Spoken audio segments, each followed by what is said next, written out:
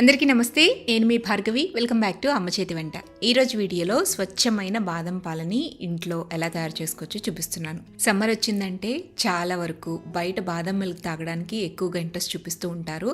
అయితే బయట దొరికే బాదం పాలల్లో 80 to 90% అన్నీ కూడా కల్తీ ఉన్న బాదం పాలేనండి. Artificial sweetness, artificial colours, preservatives, artificial flavours add చేసి తయారు చేసేవే. సో బయట కమర్షియల్ బాదం పాలు తాగేటప్పుడు ఒక్కసారి ఆలోచించి తాగండి. మీకు వీలైనంత వరకు ఇంట్లోనే స్వచ్ఛమైన బాదం పాలు ఇలా తయారు చేసుకుని ఇంట్లో వాళ్ళకి సర్వ్ చేయడానికి ట్రై చేయండి. ఈ వీడియోలో ఎక్కువ కష్టపడకుండా చాలా సింపుల్ మెథడ్లో నేను బాదం పాలని ఎలా తయారు చేసుకోవచ్చో చూపిస్తున్నాను. వీడియో చూసాక మీరు కూడా ఇంట్లో తప్పకుండా ట్రై చేయండి. ఇక రెసిపీ ప్రాసెస్ ఏంటో చూసేద్దాం. ఫస్ట్ ఈ రెసిపీ తయారు చేసుకోవడానికి స్టవ్ మీద కడాయిని కానీ గిన్నెని కానీ పెట్టుకోండి. గిన్నెలోకి 1 కప్పు దాకా నీళ్లు వేసుకోండి. నీళ్లు వేసి మూత పెట్టి బాయిల్ చేయండి. వాటర్ మరుగుతున్నప్పుడు ఇందులోకి 1/2 కప్పు దాకా బాదం పలుకులు వేసుకోవాలి. అలాగే 2 టేబుల్ స్పూన్ల దాకా జీడిపప్పు పలుకులు కూడా వేయాలి. బాదం పైన ఉండే తొక్క లూజ్ అయ్యేంత వరకు కూడా మంటని మీడియం ఫ్లేమ్లో పెట్టి ఉడికించండి. చూడండి, ఇలా బాదం పైన ఉండే తోలు అనేది చేత్తో నలిపితే ఈజీగా వచ్చేసేయాలన్నమాట. ఇలా ఒక 5 నిమిషాల పాటు బాయిల్ చేసుకున్న తర్వాత స్టవ్ ఆపేసేసి ఈ కడాయిని పక్కకు దించుకోండి. ఇందులోకి నార్మల్ వాటర్ వేసేసేయండి. కొంచెం చల్లబడుతుంది. ఆ తర్వాత వెంటనే బాదం పైన ఉండే పొట్టు తీసేసుకోవచ్చు. ఇలా బాదం పైన ఉండే పొట్టు మొత్తం కూడా తీసేసి శుభ్రంగా కడిగేసేయండి. కడిగిన బాదం పలుకుల్ని మిక్సీ జార్లో వేసుకోండి. అలాగే ఉడికించిన జీడిపప్పుని కూడా కాస్త వాష్ చేసేసి మిక్సీ జార్లో వేసేసేయండి. నెక్స్ట్ ఇందులోకి 5-6 యాలక్కాయలు వేసుకోండి. అలాగే చిటికెడంతా కుంకుమ పువ్వు ఉంటే వేసుకోండి, లేకపోతే స్కిప్ చేసేసేయండి. బాదం పాలకి మంచి కలర్ రావాలి అంటే 1/4 టీ స్పూన్ దాకా పసుపు ఇందులో యాడ్ చేసుకోండి. తర్వాత ఇందులోకి 1 టేబుల్ స్పూన్ దాకా కార్న్ఫ్లోర్ వేసుకోండి. కార్న్ఫ్లోర్ వేయటం వల్ల మనం చేసే బాదం పాలు కాస్త చిక్కగా వస్తాయి. ఇప్పుడు ఇందులోకి 1 అరకప్పు దాకా కాచి చల్లార్చిన పాలు వేసుకోండి. వీటన్నిటిని కూడా మెత్తటి ఫైన్ పేస్ట్ లాగా చాలా స్మూత్గా గ్రైండ్ చేసుకోవాలి. ఇక్కడ చూపిస్తున్నట్టుగా ఇలా గ్రైండ్ చేసుకుని పక్కన పెట్టండి. నెక్స్ట్ ఇప్పుడు స్టవ్ మీద కడాయిని పెట్టుకుని కడాయిలోకి 1/4 కప్పు దాకా నీళ్లు వేసుకోండి. అడుగున బాటంలో కాస్త నీళ్లు వేసి పాలని కుక్ చేస్తే గనక అడుగు పట్టకుండా ఉంటుంది.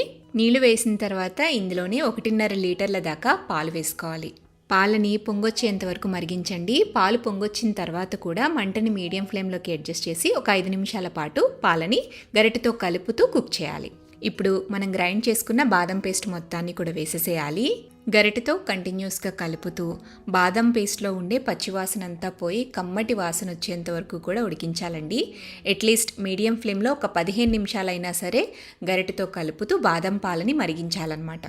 బాదం పాలు ఈ విధంగా మరిగి కాస్త చిక్కగా అయిన తర్వాత ఇందులోకి మంచి ఫ్లేవర్ కోసం ఒక 1/2 టీ స్పూన్ దాకా వెనీలా ఎసెన్స్ కానీ లేదా బాదం ఎసెన్స్ని కానీ ఇక్కడ యాడ్ చేసుకోవచ్చు.